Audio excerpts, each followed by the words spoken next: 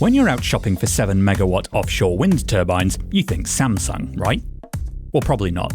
The brand is much more famous for its phones and flat screens. But arguably, the most important drivers of South Korea's biggest family business are these things. And for the first time in decades, the company's got a massive problem here. Samsung is under assault from all sides, and they are getting stretched thin. Samsung is in this position of playing catch-up, and that's difficult to do if you don't have growing revenue, if you don't have expanding profitability. And unfortunately, the chip profits tumble. Big disappointment. The semiconductor division reporting operating profit of 400 billion won. Totally missed analyst projections for 2.73 trillion. Samsung shares have whipsawed in value since their 2020 peak and tanked in 2024, while long-standing rival SK Hynix surged. The crisis is easy to miss amid all this.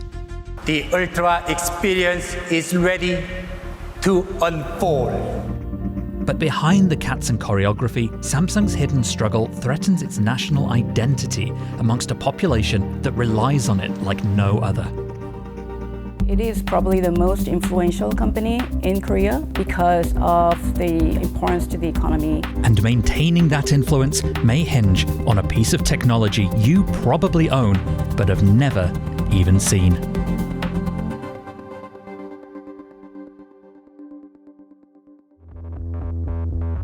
The Samsung Group comprises vastly more than just its flagship electronics empire.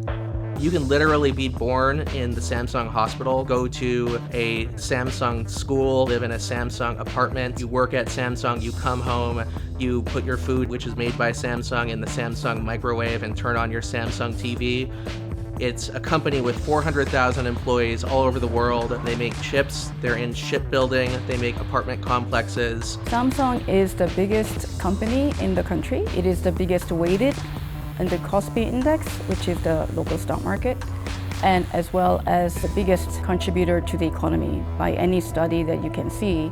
Samsung, in any given year, makes up about 1/5 of the country's exports. Imagine there's one company that's selling 1/5 of all the goods produced in that country. I mean, that kind of comparison doesn't exist anywhere.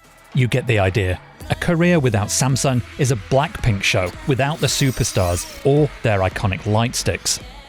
Samsung is so tied to the health and well-being of the South Korean economy that you just can't imagine a South Korea without it. So why is such a scenario even being hinted at? Well, for years now, electronics have driven Samsung, and not just these things. Its major product is computer memory, so-called DRAM or dynamic random access memory. Those chips go into everything from smartphones to the world's largest supercomputers. Samsung Electronics' semiconductor business has typically accounted for between 50 and 70% of the company's profit every year, and is central to its evolving crisis. So it's worth understanding how these chips work. Think about DRAM as a coffee cup. Imagine you want to drink as much coffee as you possibly can from the coffee pot, but you can't pour that coffee pot into your mouth, so you have to do it via a cup, right? Depending on the size of the cup, that will determine how much coffee you can drink in one go. Think of DRAM as that coffee cup. What Samsung's chips do is they hold that information ready for when the processor wants it. But what that information is, and the kind of processors using it, has evolved radically. AI has changed everything. Samsung, which dominated the memory market for decades, is now struggling to keep up with the latest technology. So, what went wrong?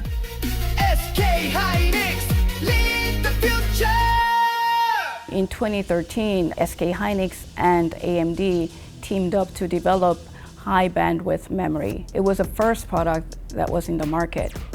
But at the time, it wasn't clear what it was going to be needed for. It was mainly for the gaming industry that they were kind of developing. It was a niche product. But that's often how things go in the semiconductor world. Build the stuff and let the industry figure out how best to use it. The chip industry, it operates on these 3 to 5 year cycles. You have to make massive billions or more dollars investments 5 years ahead of time sometimes.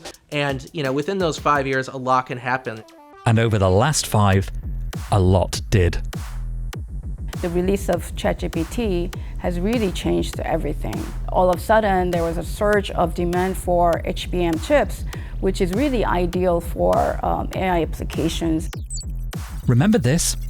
AI needs vastly more coffee, or data, and it needs to swallow, or process it, faster than ever.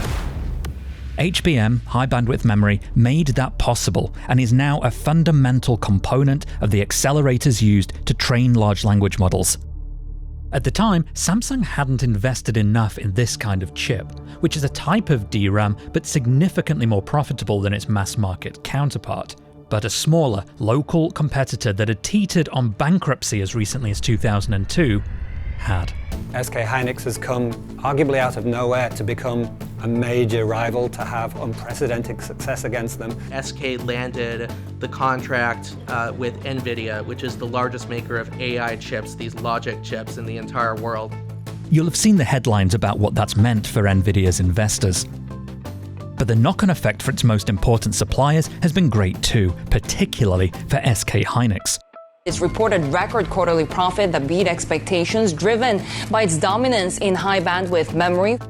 SK Hynix's profit has continued to soar to record highs in the last year on the back of the AI boom, inspiring investors to pile into its stock and elevate that to historic levels as well. SK Hynix is providing about 20% of NVIDIA's cost of goods sold. It's the second largest supplier of semiconductors to NVIDIA, behind TSMC. Samsung is about 1% of NVIDIA's cost of goods sold, according to our analysis. Samsung is trying to really catch up, but it's very difficult. This year, Samsung was overtaken by SK Hynix in the DRAM market, ending its 3-decade lead.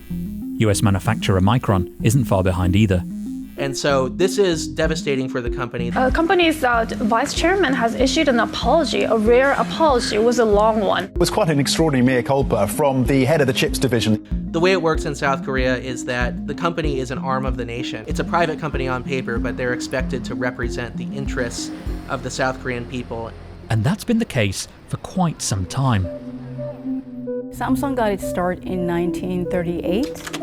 This was at a time when South Korea as a nation was extremely poor. It was actually one of the poorest countries in the world. They started as a sort of a very small trading company for dried fish, rice, that type of business.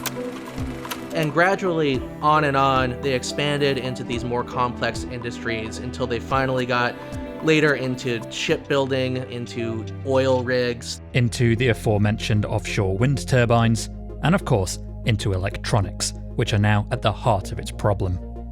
So, what does Samsung need to do? Well, first, it may have to win over the undisputed world leader in AI hardware. Samsung chips have been left out in the cold because they haven't passed the tests required by NVIDIA to become a contractor. All they've said publicly is, we want Samsung to be better, we hope they'll get there, we're sure they'll get there. But clearly they're not buying from Samsung right now, according to the numbers. Samsung is now mounting an all-out push into next-generation HBM4, aiming to close the gap with SK Hynix. On recent earnings calls, Samsung executives have acknowledged as much, but they also say its next-generation custom chips have been drawing great interest from the industry. But it'll take some time for the money to show up from sales of those. Samsung doesn't just design and manufacture its own chips, like those NVIDIA needs. It also has a foundry business that only manufactures chips other companies design, and this is under intense pressure too, particularly from Taiwan's TSMC, which controls about 2/3 of the global foundry market. The most recent quarter, Samsung has about 8% market share, and they're struggling to gain large customers. There may be some light at the end of a tunnel, though. In July, Samsung said it had reached a $16.5 billion pact with Tesla to produce its next but one generation of AI semiconductor. Some say that it's not really significant when you really break it down to annual numbers, but it is a big deal when it comes to its foundry business that a lot of the investors have thought was actually dormant. That foundry battle is one the South Korean company will have to keep fighting, alongside the one with SK Hynix in the memory space. On the logic front, TSMC is just going over the horizon on everybody and is increasingly dominating that very profitable market. I think there is a bit of a lesson that we can learn from all these giants, that you're successful today doesn't mean that you will be successful tomorrow. Just look at Intel. Intel in 2021 was the world's largest chip maker. Now it's well down the ranks. Samsung is not in the Intel camp yet, but it could be.